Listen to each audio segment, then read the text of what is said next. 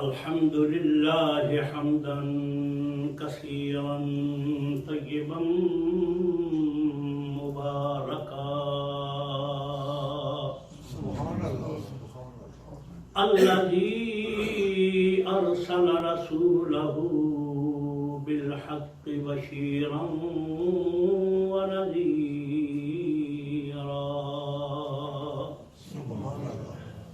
وداعيا إلى الله بإذنه وسراجا منيرا. الصلاة والسلام على سيدنا ومولانا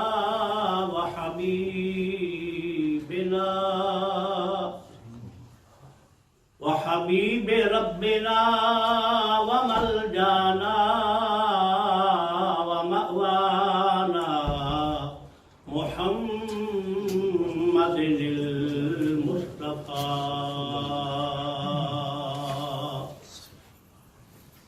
وعلى آله وأصحابه وأزواجه وذرياته وأهل بيته وعلماء أمته وأولياء ملته أولي البررة التقى والنقى.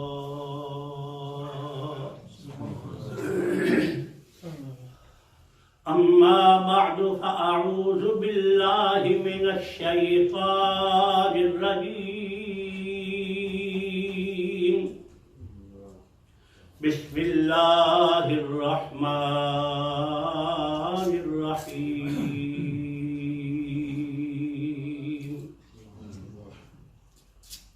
واتخذوا من مقام إبراهيم مصلى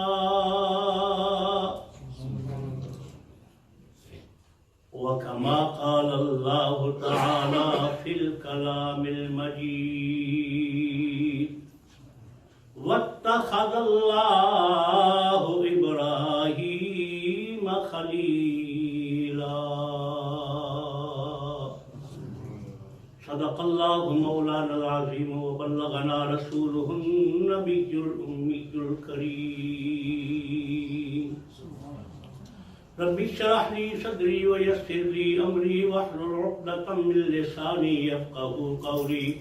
سبحانك لا علم لنا إلا ما علمتنا إنك أنت العليم الحكيم. ایک مرتبہ درود پاک پڑھے سارے اللہ. السلام علیکم یا سیدی یا رسول اللہ وعلی آلک و اصحابک یا سیدی یا حبیب اللہ. صلی اللہ علیہ وسلم. صلی اللہ علیہ وسلم. صلی اللہ علیہ وسلم. صلی اللہ علیہ وسلم. صلی اللہ علیہ وسلم. رات اندھیری سرتے آئی. رات اندھیری سرتے آئی. مدنی چنا کر روشنائی.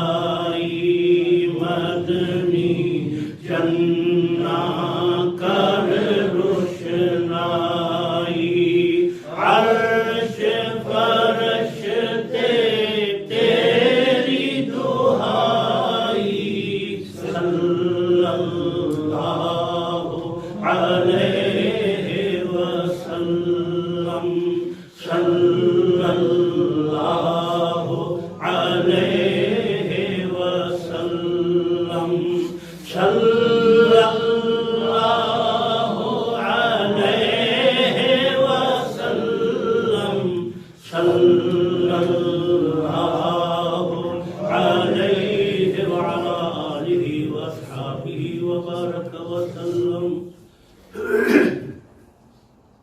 بزرگان محترم اور میرے قابل قدر عزیز ساتھیوں، قرآن مجید و فرقان حمید کے دو مختلف مقامات سے میں نے آپ کو چند کلمات طیبات سنانے کا شرف حاصل کیا ہے۔ دعا فرمائے رب العالمین اسے اپنی بارگاہ میں قبول فرمائے، اور پھر اس میں سے جو احکام، جو برکات اللہ کا پاک کلام پڑھنے سننے والوں کو نصیب ہوتی ہیں، اللہ ہمیں بھی وہ برکات نصیب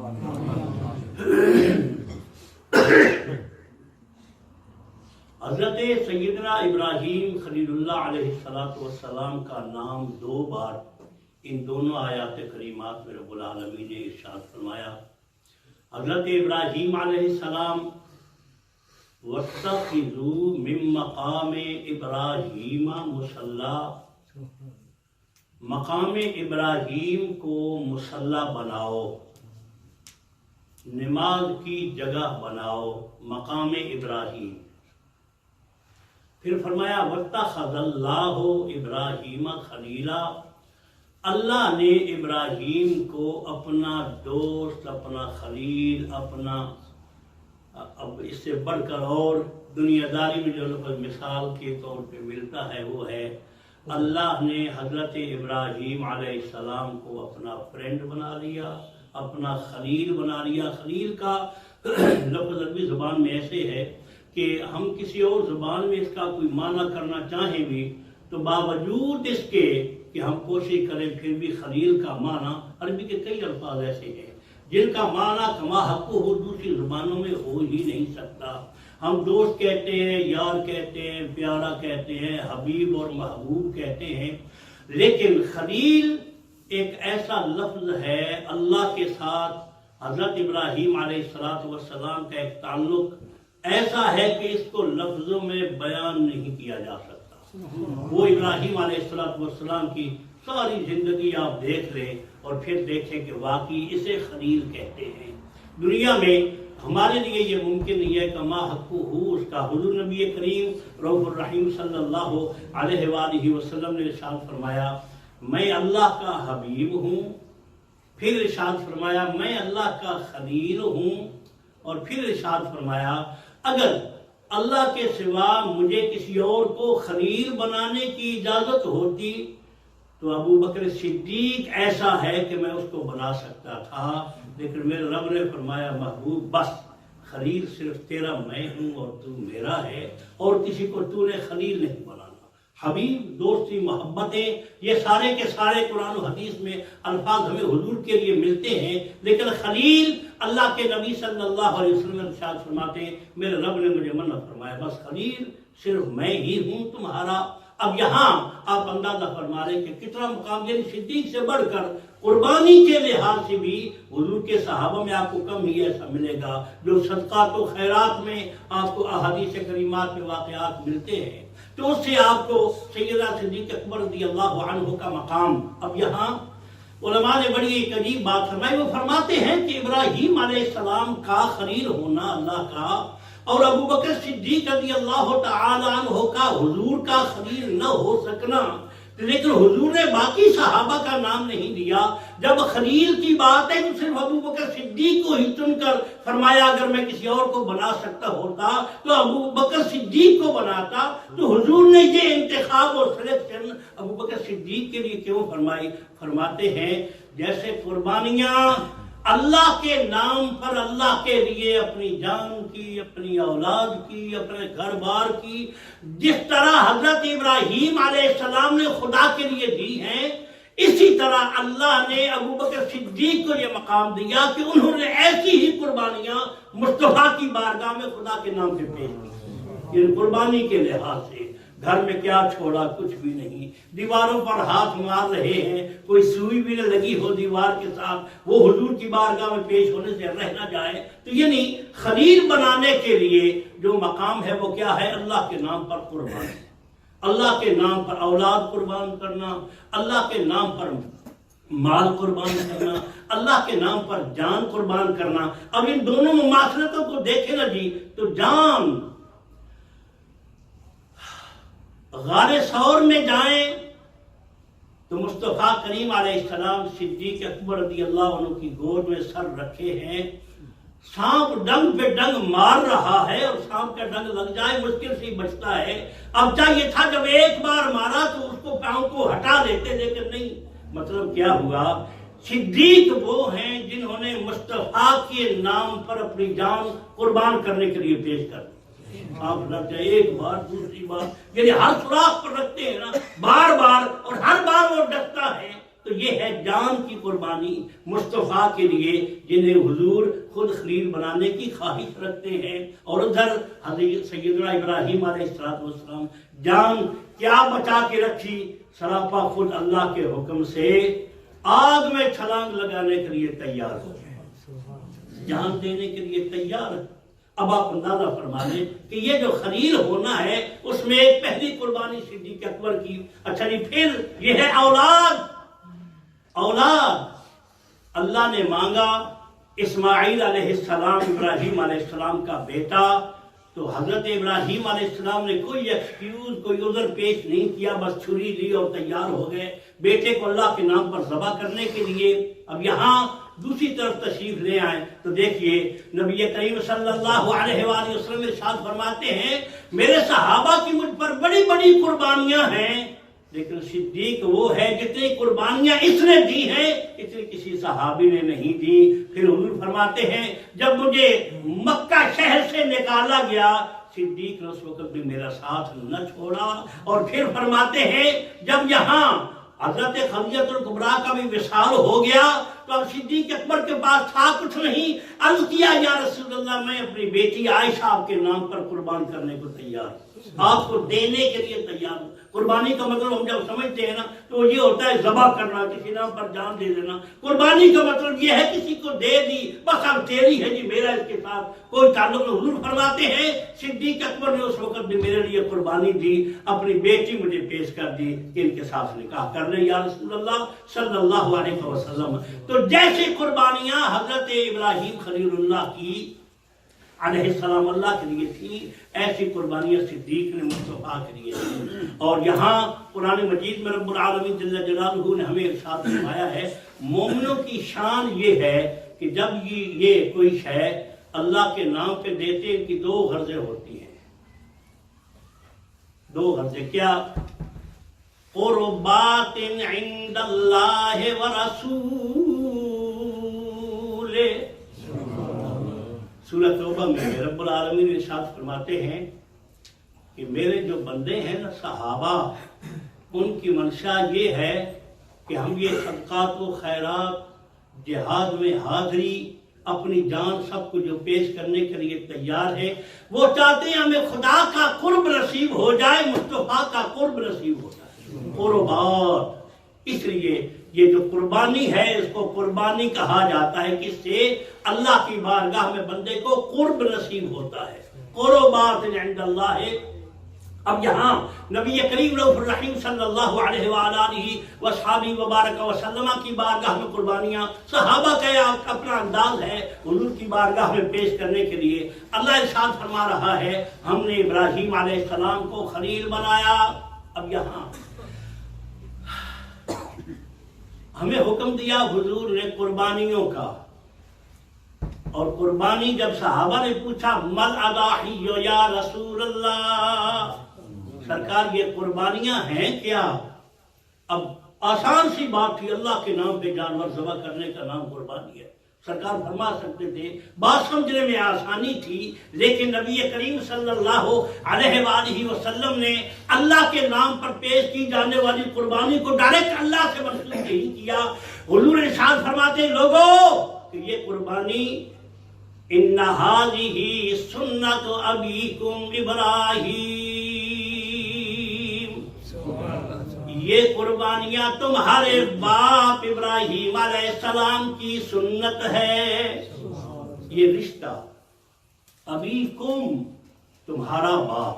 اب یہاں ہے کہ ابی کا تیرا باپ.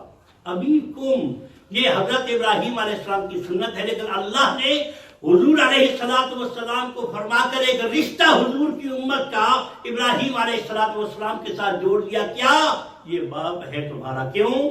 حضرت ابراہیم علیہ السلام حقیقت میں باپ کن کے ہیں؟ نبی کریم صلی اللہ علیہ وآلہ وسلم کے، کہ ان کی اولاد سے آپ تشریف لائے ہیں.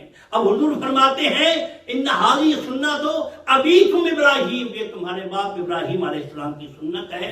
محدثین اور شارحین فرماتے ہیں اصل میں بات یہ ہے بندے کی کیا قربانی، بندے کا کیا عقیدہ، بندے کا کیا عمل، بندے کا کیا صدقات و خیرات. اب یہاں جب بات آئے نا عام نیکی کی، اللہ بندے کی نیکی دیکھتا ہے، لیکن جب کسی اللہ والے کے ساتھ نسبت دے دے پھر خدا بندے کے کام کو نہیں دیکھتا، اس کو دیکھتا ہے جس سے نسبت دی ہے. اس لیے قربانی ہے تو اللہ کے نام پہ، لیکن رب العالمین جل جلالہ کے محبوب علیہ السلام نے تعارف یوں کروایا یہ تمہارے باپ ابراہیم علیہ السلام کی سنت ہے. ہمیں جتنے بھی رب العالمین جل جلالہ نے عبادات اور نبی کریم صلی اللہ علیہ وآلہ وسلم نے معمولات عطا کیے ہیں نا، ان کی کہیں نہ کہیں نسبت خلاق عالم جل جلالہ نے اپنے محبوبوں کے ساتھ جوڑی ہے. اس کی منشا صرف یہی ہے کہ میں اسے نہ دیکھوں، میں اس کو دیکھوں گا جو میرا محبوب ہے، جس کے ساتھ اس کو نسبت دی گئی ہے. اور آگے علماء کرام نے یہ ارشاد فرمایا اس کا ایک مطلب یہ بھی ہے کہ قیامت تک جب تک مومن قربانیاں کرتے رہیں گے ہر قربانی کا ثواب قربانی کرنے والے کو بھی ملے گا اور خدا ابراہیم علیہ السلام کو بھی عطا فرمائے گا. اس لیے فرمایا سنت ابیکم ابراہیم. سنت کا معنی طریقہ ہے. سنت ہم اپنے معنوں میں استعمال کرتے ہیں سنت رسول اللہ، سنت رسول اللہ کی حضور کا طریقہ. تو نبی کریم صلی اللہ علیہ وآلہ وسلم نے ہمیں یہ نسبت ہی عطا کی تاکہ بندہ جب کام کرے نا تو اس میں آکڑ اور غرور بھی نہ آ جائے. ہوتا ہے کبھی میں نے یہ کیا، میں نے وہ کیا. اللہ فرماتے تیرے کیے کو ہم نہیں دیکھتے، ہم تو یہ دیکھتے ہیں کہ اس کی نسبت کس کے ساتھ ہے. اس لیے حضرت ابراہیم علیہ السلام کی سنت کی طرف رب العالمین جل جلالہ کے محبوب نے منسوب کیا کہ یہ سنت ابیکم ابراہیم، تمہارے باپ ابراہیم علیہ السلام کی سنت ہے. اب یہ سنت علماء نے اس میں بڑی عجیب باتیں فرمائی. فرماتے ہیں بات یہ ہے ابراہیم علیہ السلام کی سنت، درود پاک پڑھیے.